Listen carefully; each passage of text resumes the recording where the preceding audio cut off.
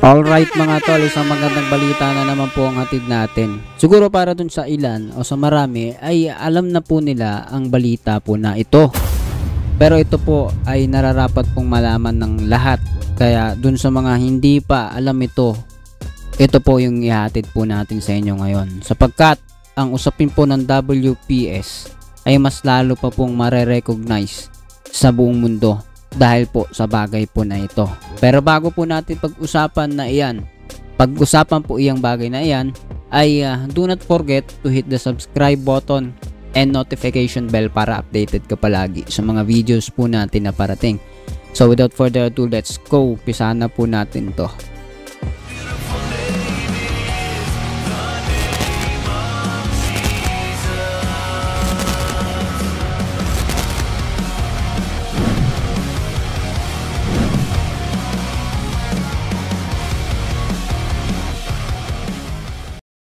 So yun nga mga tol, tara umpisahan na natin to.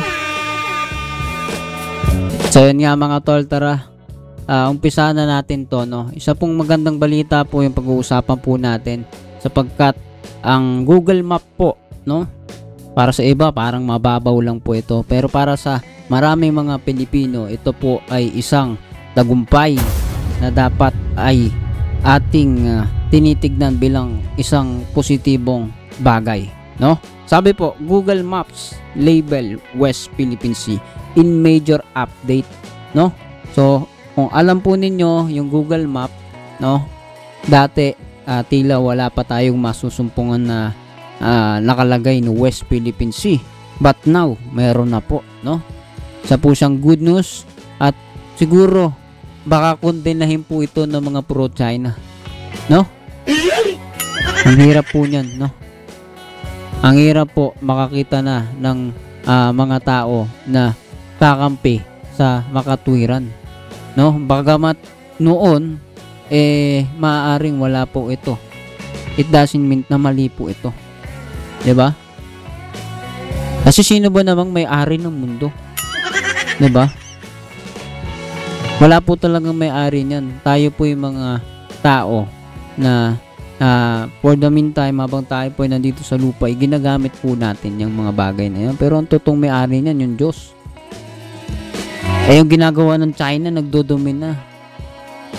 Kulang na lang kunin nila yung buong mundo. 'Di ba?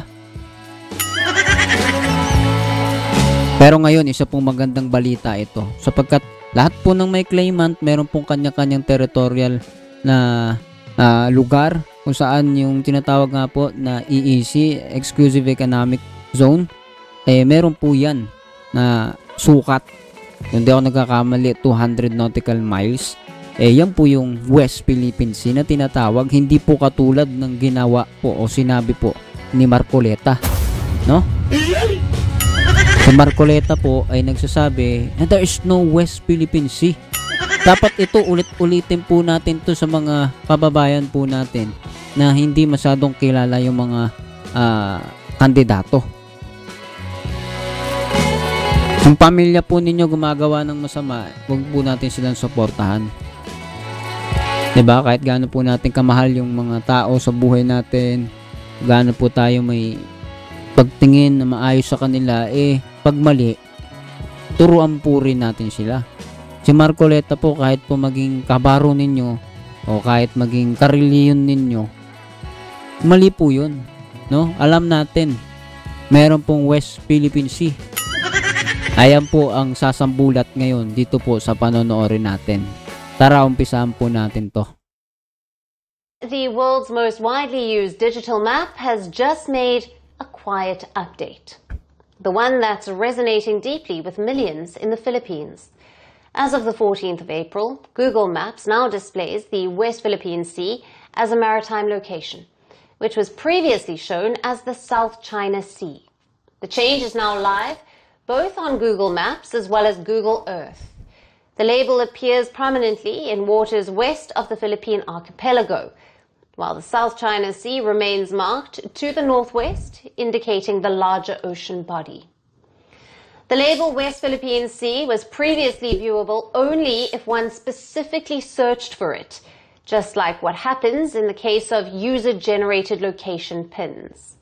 But now the West Philippine Sea has been integrated into Google's global map data, meaning that you can view the Filipino maritime region simply by hovering around the country's territory on Google Maps. In a statement, the Filipino military called Google Map Update a recognition of the country's sovereign rights in the West Philippine Sea.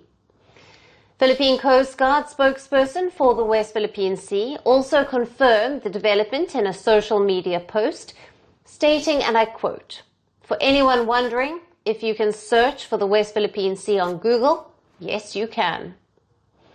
In the capital, Manila, senior lawmakers hailed the update as a victory for all Filipinos. Senate Majority Leader calling it an Okay, sabi po dito ni Senate Majority Leader Francis Tolentino was among the first government officials to commend the update, calling it a victory for all Filipinos. Sila Marcoleta kaya. Calling out Marcoleta and all PDP laban. Ano ang opinion po ninyo dito? No? Kasi I believe marami po sa PDP mga tahimik at mga pasayaw-sayaw ang komento. Correct me if I'm wrong, ha? Yun po yung opinion ko, no? It's not an absolute truth. It is just based on my opinion na meron pong pag-aaral, meron pong tayong mga basihan ng ating mga sinasabi based on their words, sa kanila ring mga pananalita at kanila ring mga pagpapakita ng personalidad, ay yun po yung ating mga binabasihan kung bakit natin sila tinatawag para sa bagay po na ito na magkomento ng direkta. Kayo ba'y natutuwa dito? Especially si Marcoleta na sabi wala pong WPS, and ngayon meron na pong WPS, ano pang i-comment nyo? Yan po ang mahirap dun sa pagsuporta po sa ating dating Pangulo. Lahat po tayo, no?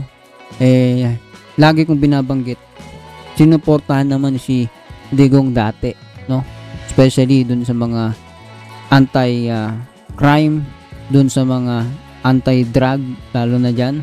Pero yung lumabas na po yung mga issue ng EJK at pagiging tila pro-China, dyan po tayo tutol, no? Pero dun sa mga naging panatiko na talagang ang hirap na po nilang bitawan dahil sa damdamin. Pero hopefully po, unti-unti po nating matanggap, maintindihan na yun po yung nangyari. Pag-pray nyo, panalangin ninyo, magkaroon ng kaunawaan po si Digong. Makapag-isip siya, lalo sa panahon ngayon, no? May pagkakataon, may time po sa magmuni-muni, mag-isip kung ano yung mga tama at mali na nagawa niya. Doon po dumating yung pagsisisi. Pero 'di ba, sa ating po mga Pilipino, malinaw po na ang ginagawa po ng China ay hindi makatwiran. At ito pong balita na ito ay isa pong magandang balita sa bawat Pilipino, especially sa interes po ng ating bansa. Sige po, patuloy pa po natin panoorin. Countries' maritime zones under international law. Others called it a quote-unquote geopolitical affirmation of Manila's maritime claims.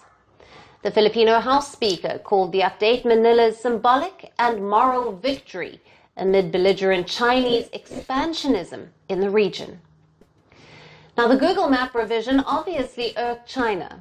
Reiterating its maritime claims, Beijing says that the region, even the one near the Philippines, remains recognized as the South China Sea.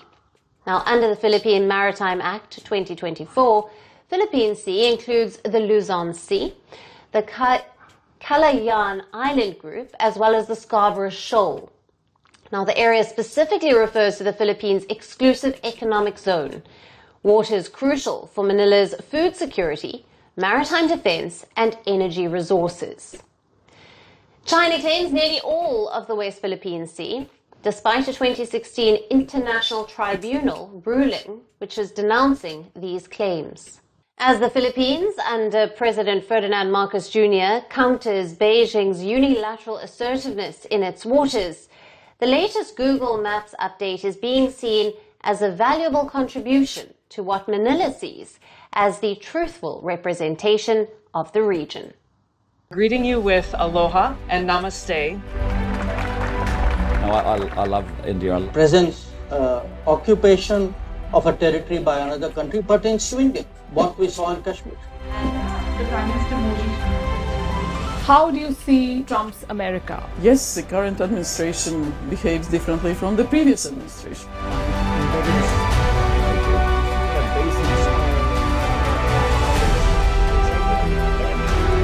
Are you saying that there are foreign powers who are trying to bring down the current government in Syria? Exactly. Iran, maybe Russia. Prime Minister Modi committed to South-South, cooperation. Not over 50%. Is Ukraine prepared to pay the price for Okay guys, iba na po siguro itong dulo na to. No? At least nakita na po natin yung mahalagang pinag-uusapan po dito sa balita na to. At yan nga po ay yung pagkakaroon ng West Philippine Sea sa Google Map.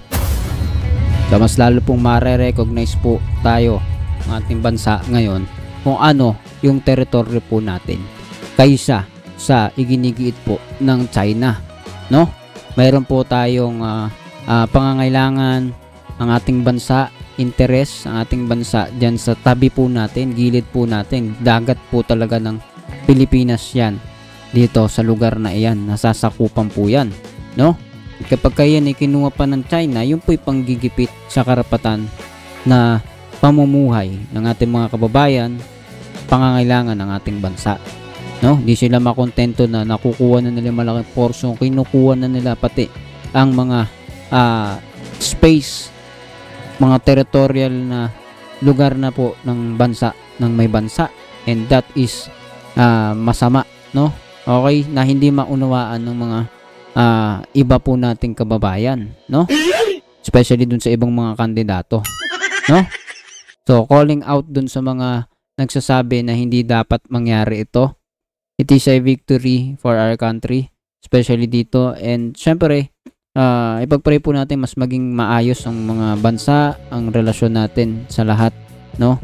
Makita rin ng China na mali yung ginagawa nila at magkaroon po ng kapayapaan. Ikaw, anong masasabi mo dito sa balita na ito? Comment down below and mag-usap po tayo sa comment section. And please do not forget to hit the subscribe button and notification bell para updated ka palagi sa mga videos po natin na parating. See ya ulit sa susunod na video.